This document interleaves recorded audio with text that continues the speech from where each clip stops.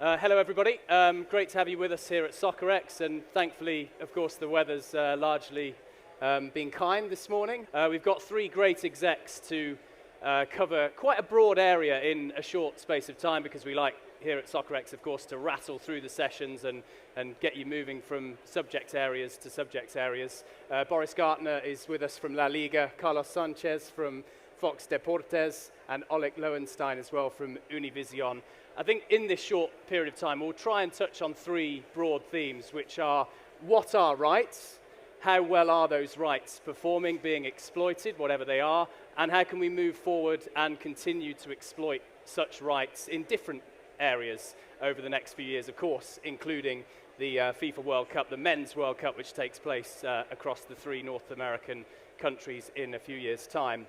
We were chatting, weren't we, Boris, you and I, yesterday in our conversation ahead of meeting up here about what rights are, because we've, I think, quite a few years on now, moved past the whole thing of cord cutting and rights being linear audio-visual offerings or analog radio offerings. What do you see rights to be in this day and age? You know, we're approaching the point where we're a quarter of the way through this century. Yeah, and I think that the main, and I know it's vernacular, but we've gone from talking about TV rights to media rights more broadly, and I think there has to be some other descriptor attached to that, because it's no longer about, in our case for football, the 90 minutes of the match or the 380 games. Of course, that continues to be a key component, but what you build around those 90 minutes of the game are probably as valuable as the live rights of, again, going back to European Football League, the 380 games. When you have a conversation with a media partner like these guys or others, it doesn't matter any longer if you're talking about linear or if you're talking about streaming, but it's more what's the value add that the property is bringing attached to the live rights and everything around it that actually makes it an interesting conversation or not. I think that in the current state of the industry, where you're seeing values, depending on the rights, either go backwards or grow modestly, the value proposition has to be what the property is doing to help the partner in their business model. It's no longer, here are the rights, these guys write a check, and we'll see each other in 4 years. It's a more collaborative process, and again, I'm expanding a bit, but that's why the rights conversation, it's more broader than just the trading of the actual games. From your perspective, Carlos, what do you see as rights in this day and age? Yeah, I think rights obviously have changed a lot over time. You know, we used to just focus on the game. Now it's platforms. In the case of Oleg and I think, you know, we have to discuss language because we live in the Hispanic world. You know, you start talking about camera positions on the pitch, VR, AR, stats. I mean, there's just so much now that you have to think about when you're looking at rights. That is just a whole new game. What do you think, Oleg, has driven the expansion of rights opportunities? Is it tech? Is it the fan, the consumer? Is it the rights holders looking to further diversify and safeguard their revenue streams? Is it a combination of all of them? Is it other things? I think it's the greediness of rights holders, to be honest. I mean, in the end, if you think about it, every single large league is trying to expand, right? You have the NFL introducing preseason games. You have the NBA now having an in-season tournament. You have the Champions League expanding its format. You have Liga MX and MLS creating a new tournament. Like, you can go and on in every list, and every rights holder is just trying to monetize their asset the most. I think, listen, rights is not anything but the capability of monetizing something, right? And in the end, as Boris said, you went from specific rights that could have been in a specific language, specific platform, etc., all the way to partnerships. I think today, it's rare that you see an announcement that somebody bought the rights. Today, it's more X and Y media company or X and Y platform stroke a partnership with this league. Because it's now in the best interest of both for the ecosystem of the monetization that they can do to grow. I don't see a world where rights keep expanding at the pace they had been expanding in the past. But the total pie that somebody can create in terms of media rights, sponsorships, activation, ticketing, events, etc., that is where all these large leagues are trying to monetize. Oleg there, Boris, speaks about partnership being at the heart of what we've traditionally seen as flogging rights, selling rights packages. Can you give some examples of how that's very much at the heart of what you do with La Liga in North America, and maybe even further afield, of course, because although your brief is this part of the world, La Liga is clearly one of the main club football divisions in world Yeah, football. I'll focus on the North America, partnership, because I think that early on La Liga realized that not only you need to build a partnership with the broadcaster, but with the market as a whole. So La Liga in North America is a 50-50 joint venture between La Liga and Relevant Sports. And really the focus of that partnership is it's long-term, it's 20 years, and it's all about creating demand, getting the league and the competition and the clubs and the players closer to fans here, growing that audience, and building stronger relationships with the potential media partner. And those things have been really the key to the growth of La Liga in the past 5 years. In terms of the live rights specifically, we went from being sports to Disney with a specific focus on ESPN Plus and with an additional linear component to it. But that conversation can only happen when you're having long-term discussion with your partner, understanding what their business model is, how do you actually help them achieve their growth targets, and how the product really plays a part into that. And so for us, the shift from being that was primarily a linear offering, there wasn't really a streaming offering attached to that, in English and in Spanish with a traditional cable distribution, to a model with Disney where we have 380 games, all of them in ESPN Plus, in English and in Spanish, and that's the main focus, with a very simple user proposition. You pay ESPN Plus one fee a month, you get all of the games. You don't have to be going around and trying to look for the programming puzzles to find the games. And then separate from that, we have all of the games in Spanish language on ESPN Deportes. And so you're really catering to the core Hispanic audience that hasn't made a full shift to streaming with the Deportes side, but you're actually focusing on the growing audience that's on streaming, and again, across both languages. So that's kind of at the core of that partnership. It's an 8-year deal, and so you're incentivized in growing together. You're not coming in as it used to be and doing 3-year deals, where the first one is usually you get to know each other, and then on the second one, you're starting to get in the groove, but then you launch a tender again. And so that really hinders the growth of the property, but also in terms of value. I'm sure these guys are willing, as we've seen it, to pay more on an annual basis if you know that you have the certainty of a 6-year, 8-year deal. In Mexico, our partner is Televisa through Sky and their free-to-air networks as well, and it's an 8-year deal. And we went in and did it early on with the goal of, here are their objectives from the pay TV side, here's our objectives as the league, how do we grow together? Carlos, you're obviously a TV man. I am historically as well. I had a former career as a broadcaster. Let's definitely stick up for the broadcast arm of this discussion on rights. It's not going to go away anytime soon. The fundamental part of selling rights and monetizing your content is, for the foreseeable future at least, surely going to still be what we would frame as TV rights, right? Of course, yeah. I mean, without rights to these leagues, I mean, we don't have an audience, right? I mean, that's what people tune into. We want to make sure we have content that our audience is going to be engaged with. So it's critical, for our networks to be able to survive. That is what generates revenue. Can you talk us through, for the audience members in particular who are not based here, not necessarily au fait with the North American market, the American market, how unique, how exciting it is being here and having the multilingual opportunities and the channels in different languages? I'm from the UK, and it's almost impossible sometimes to consume sport and football in a language other than in English. And I don't sort of shy away from saying that that is disappointing, because it's good to learn other languages and to have the other options, isn't it? Well, I mean, obviously, from my point of view, being in Hispanic television, I think soccer is more exciting in Spanish than it is in English. I am part of Fox Sports, so we do have rights, both English and Spanish. We do have the ability to obviously share some of those rights, not just in soccer, but really in all sports. But I think in Spanish just brings a whole new level of excitement to our viewer.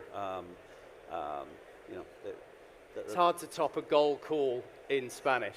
Exactly. 3 simple letters, G-O-L, or Galazzo, of course, if it's a really, really good goal. Yes, no, without a doubt. And what do you two think about the current state of play in this market in particular when it comes to TV rights and how interesting it is, how diverse it is? Listen, I think we're at an inflection point at this time where you're gonna have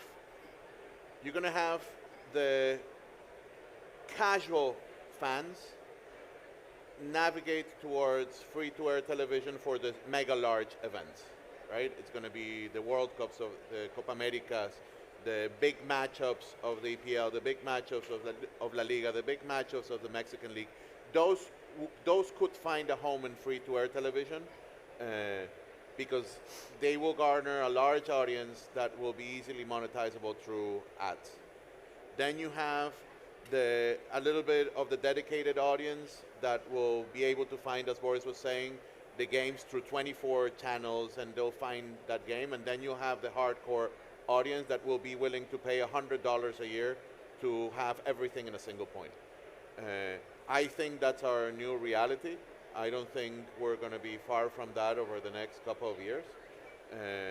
And yeah, I mean, I think that's I think how I see the landscape of the world of football over the next couple of years. Yeah, and I think that actually if you think about the recent deals in the US for NWSL or even WNBA, you really see that there is an opportunity for certain rights to have a home on free-to-air that's not necessarily tied to the streaming offering, as Oleg was saying. So Scripps now playing a key role in giving a free-to-air audience to some of these rights that might not have that scale if they go with a different model.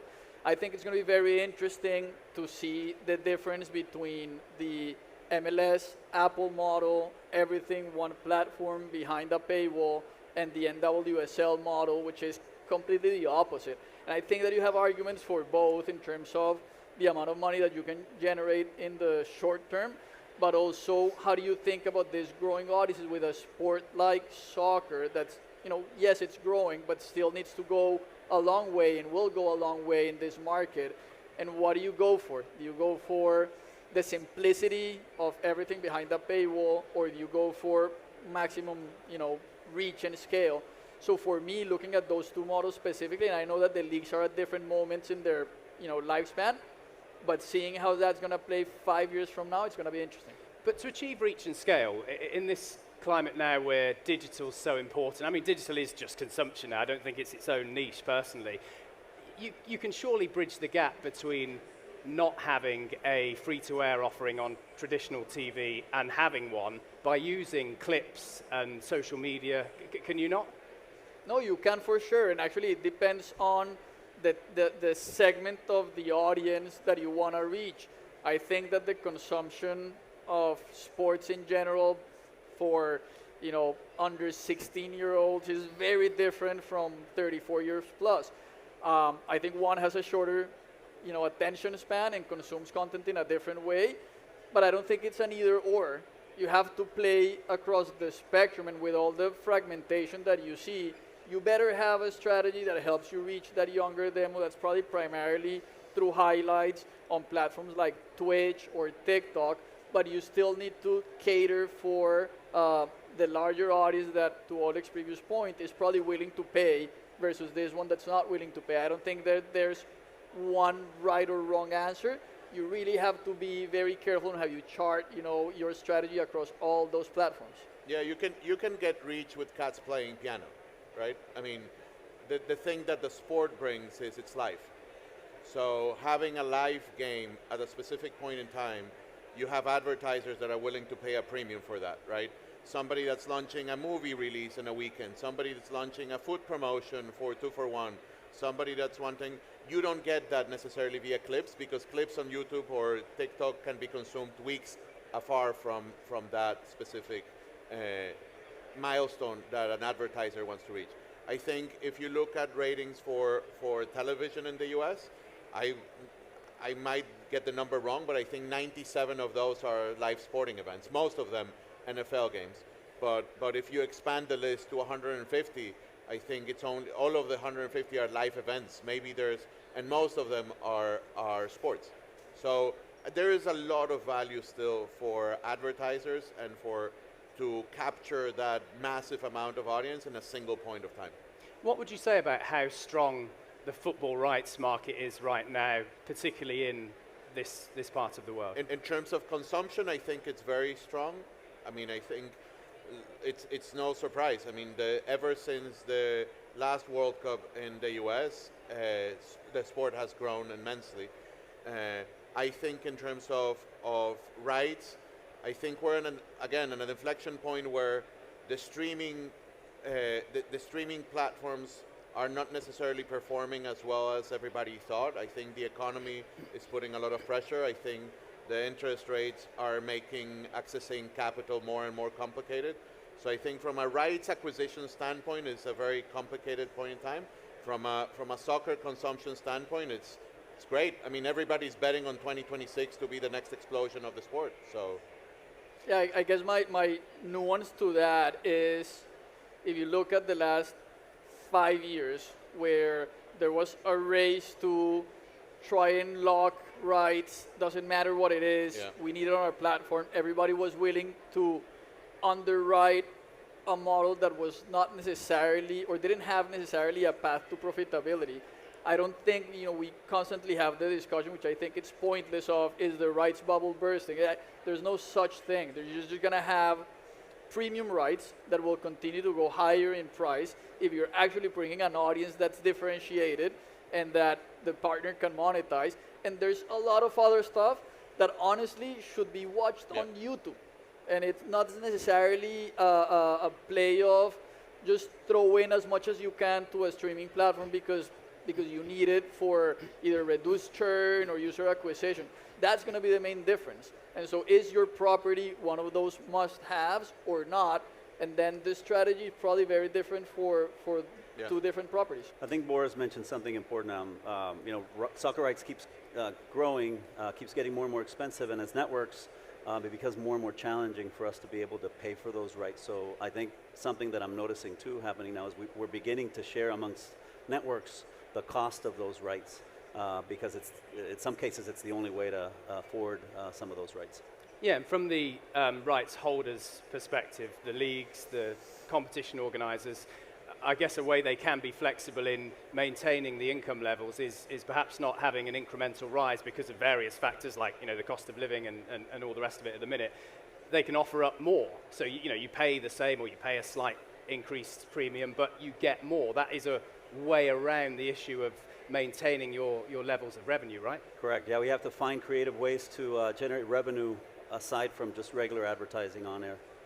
yeah, but there is a challenge to that. I mean, there is a limit to the more.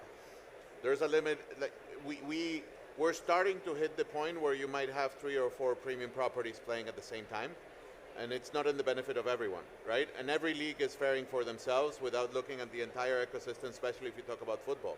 And you're talking about a summer that could potentially have a Gold Cup and a Club World Cup at the same time, right? And then in parallel, the MLS doesn't stop because their calendar is different. And then you have Mexican League starting before one of those tournaments ends. And then you have Leagues Cup that fits in between. So there is a limit, right? Everybody's trying to expand these formats at the expense of the calendar. And it reaches a point where, I mean, in the end, there's so much consumption that somebody can do, right? There's still 24 hours in a day. So how many games can you actually realistically watch? You might correct me if I'm wrong, and please do, of course, Carlos, but from an outsider's perspective, in my seat here as somebody who's not obviously attached to Fox, I used to work with Fox in the past, it seems in the States and in North America, Fox as a group are actually quite happy to keep prioritizing, in a sense, the linear offering in terms of TV rights and not really go all in like NBC have, for example, with Peacock and others like with the Plus platforms. It seems there's still plenty of life yet and time ahead for linear offerings to obviously consume it that way. Yeah, I believe so. I mean, I think, that is our strategy, and it's worked well. I mean, it's worked well for Fox. So we continue, going down that road, and, we'll see what happens in the future. A question to all of you. Obviously, we sit here in Miami. It's a very city that's a hot topic at the minute with Messi, Beckham, the World Cup in a few years. How exciting is it to be in North America right now as three people in your positions ahead of the World Cup and with what's going on before that? There you go. Oh, it's great.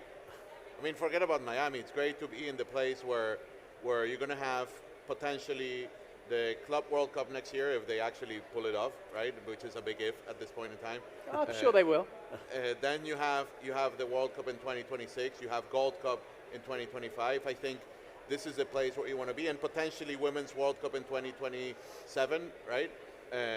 You want to be in, like, if you're a soccer fan, if you work in the world of football, this is the place where you want to be in the next 3 or 4 years, because that trickles down to everyone. International leagues, local leagues, grassroots soccer, that's going to trickle into everything. And the conversation has really changed from 5 years ago to now. At least for us, when we were starting the joint venture in 2018, there were a lot of conversations of just education around international soccer and hold on, but what is La Liga doing here? Your games are in Spain. Why is this market important? And if you get beyond the fact that this is the largest media market in the world, you have, to Oleg's point, the next 5 years full of soccer events. And even with the growth of women's soccer and the U.S. women's national team, the NWSL, there's a lot more cultural conversations around soccer. And so the conversations that we're having right now with media partners, with brand partners, and even with fans is not about explain to me why is La Liga here, but I get it. How can I be part of it? And that growth, again, leading to 2026 and beyond. So there's a chip that really has changed. And again, when you marry those two things, the largest media market in the world, and a true interest in soccer, that's not a one-off, but just consistent programming for the next 5 years. If you do the work in the right way, you should be able to grow the awareness and the presence of your specific league or product in this case, but also capture the value. Yeah, and I think, look, Messi coming to MLS, I think, has been amazing for all of us that are in soccer. I think it's just blowing up MLS, but also being in the U.S. and serving a Hispanic market that is so large is exciting for us, I think, as broadcasters as well. Being able to serve them with Mexican soccer, being so close to the border to Mexico, I think makes soccer for us very exciting as well. Looking forward then, gentlemen, in terms of how rights can alter, be exploited in different ways, what do we think about how we will see change? What areas of change will occur in the next few years? I'm thinking, immersive technology, VR, for example, data and stats, which we're starting to see exploited in a football sense, but, compare it to cycling, for example, we're a few years behind at least. What kind of areas do you think we'll be looking at? As I was saying before, I think the main thing is to understand that your fan base does not consume your product in one platform or in one singular way, but that you really have a fragmented audience. And it's not that you're going to be trying to reach them on all of them, but you really need to have a diversified strategy on how to reach them. And it's either with the live games, to your point, with the highlights. Is it through live events that you can put together locally to showcase your product, AR, VR, all that stuff? I'm sure that we'll get to that point. I'm a little bit more skeptical on the timing and the scale, but it doesn't mean that you shouldn't be testing and trying to see if there is an audience there. I mean, you constantly see more and more of the headlines of this VR Facebook, I think it's called X Stadium or something like that. Yep. Interesting, you know, if you can reach an audience that it's not watching on TV, sure, let's try it. But I think that there is a general, you know, approach that you have to test and innovate.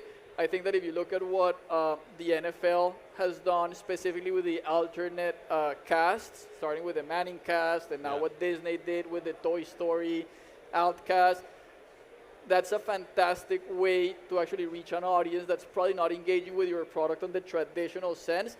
It doesn't have to be completely out of this world in the terms of the technology and the delivery. It might be as simple as having the right talent be commenting on your game in a slightly different way, and those audiences start, you know, to aggregate. On La Liga side specifically, we have on ESPN Plus the traditional telecast in English, traditional telecast in Spanish.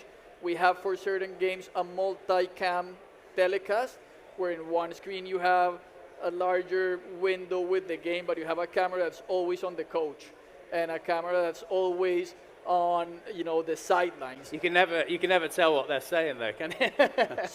you can never tell what they're saying though, can you? So, but it's a fantastic way, you know, maybe there's that way that you consume the content in a different way because you're interested in what Simeone is going to shout and do. Sure, that's great, and I don't think that necessarily replaces the audience. It could be additive. So it's more about that, again, understanding the fragmentation and trying and testing different things. Yeah, I agree. I think the own data and gambling might change it a little bit for on-screen data, which if you compare the amount of dirt that we put on the screen versus what we do in Mexico in terms of dressing the screen, there's still a long way to go. But the change is going to be in consumption. It's not going to be like VR and AR. That's going to be for gaming, and I really don't see that being a broad. Look at where 3D TV is today, and I would even tell you where is 8K. Like when you're consuming sports here, you don't really care if it's 8K, 4K, or whatever it is. It's going to be on how better the product is. Maybe miking up the players, maybe getting closer, but AR and VR, I really don't think that's going to be anything anytime soon. I agree with both Oleg and Boris. One thing I think is important to mention is that I think we just have to be very careful with how much graphics and information and data and VR and AR we use in games, because I think it begins to kind of clutter the screen. So I think we need to keep a close eye on watching how much of that we use. But as technology progresses, of course, you can have the option as a viewer, as a fan, to limit that and to play around and pick your viewing experience, if you like. You can, especially if you're using, depending on what platform you're using as well. I think you can do different things in different platforms and let them choose without a doubt. And just finally, as we sadly run out of time, I wondered if we might quickly explore what part the athletes, the most important part of watching football, of course, can play in the future of rights. So we're going to see, a CR7, a Lionel Messi channel offering that actually owns rights to matches. Is that something? Obviously, you'll say no, we don't want that.